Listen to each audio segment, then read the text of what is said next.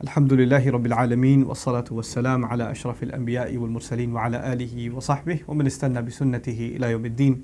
Allahumma ij'alna minhum wa minal ladhina amanu wa 'amilus salihat wa tawasaw bil haqq wa tawasaw bis sabr. Amin ya Rabbil Alameen. আসসালামু আলাইকুম কোরআন weekly. আজকের ছোট্ট রিমাইন্ডারে আমি আপনাদের সাথে সূরা আল ইমরানের ৭৬ নং আয়াতের শিক্ষা শেয়ার করতে চাই। আল্লাহ আজ্জা জাল্লা এখানে খুব সুন্দরভাবে আমাদের কাছে তার একটি প্রত্যাশা এবং এর সাথে তাকওয়ার ধারণা ও এ দুইয়ের মধ্যে সম্পর্ক বর্ণনা করেছেন। আমরা সবাই শুনেছি আল্লাহ স্মরণ, আল্লাহ ভীতির কথা এবং আল্লাহকে অখুশি করা থেকে নিজেকে রক্ষা করার কথা। কোরআনে আল্লাহ তাকওয়ার কথা বলেছেন বিভিন্নভাবে।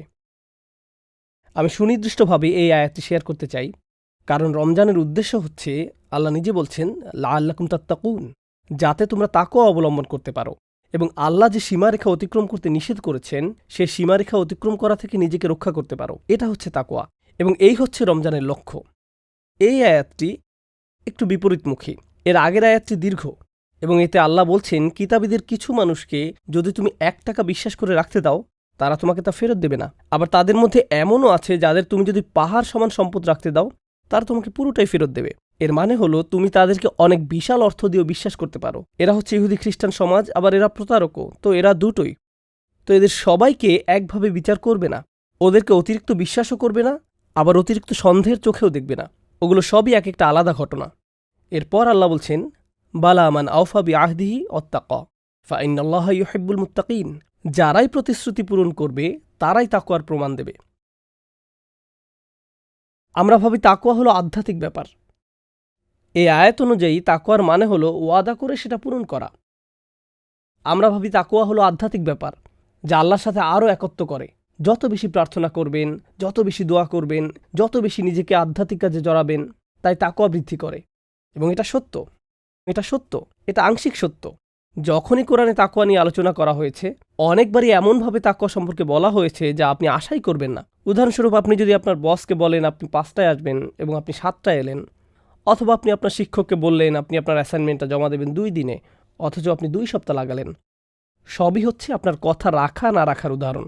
মনে আছে ১ টাকা অথবা পাহাড় সমান সম্পদ, ছোট অথবা বড়, এ আয়াতে এটা আর আহলে কিতাবীদের বলা হচ্ছে না।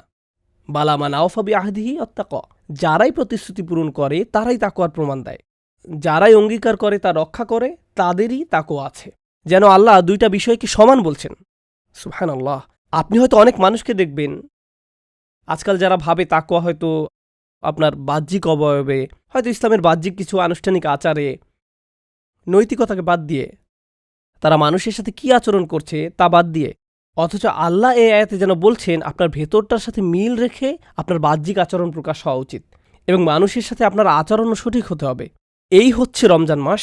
আপনি এবং আমি আমাদের মানুষের সাথে সম্পর্কগুলো ঠিক করতে হবে এবং আমাদের দায়িত্বগুলো পালন করতে হবে। বাধ্যবাধকতা শুধু লিখিত নয়, লিখিত চুক্তি যা আপনি স্বাক্ষর করেন বা মৌখিকভাবে অঙ্গীকার করেন এটা এক ধরনের দায়িত্ব। আবার আমাদের সম্পর্কগুলোরও দায় আছে। প্রতিটি সম্পর্ক এক ধরনের চুক্তি। যেমন ধরুন বাবা মায়ের সাথে সম্পর্ক এক ধরনের চুক্তি, অথবা স্বামী স্ত্রীর সম্পর্ক, সন্তানদের সাথে সম্পর্ক, অথবা আমার প্রতিবেশীর সাথে সম্পর্ক। এগুলো সবই অলিখিত, অনুচ্চারিত চুক্তি, যাতে তাদের প্রতি আপনার দায়িত্ব আছে এবং আপনার প্রতিও তাদের দায়িত্ব আছে।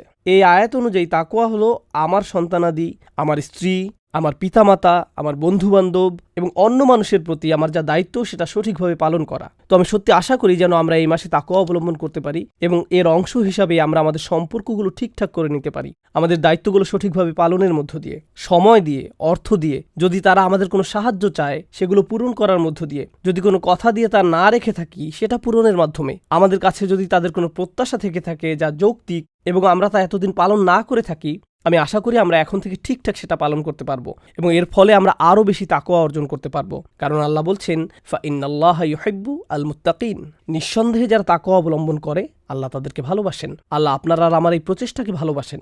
বারাকাল্লাহু লি ওয়া লাকুম। ওয়াসসালামু আলাইকুম ওয়া রাহমাতুল্লাহি ওয়া বারাকাতুহু।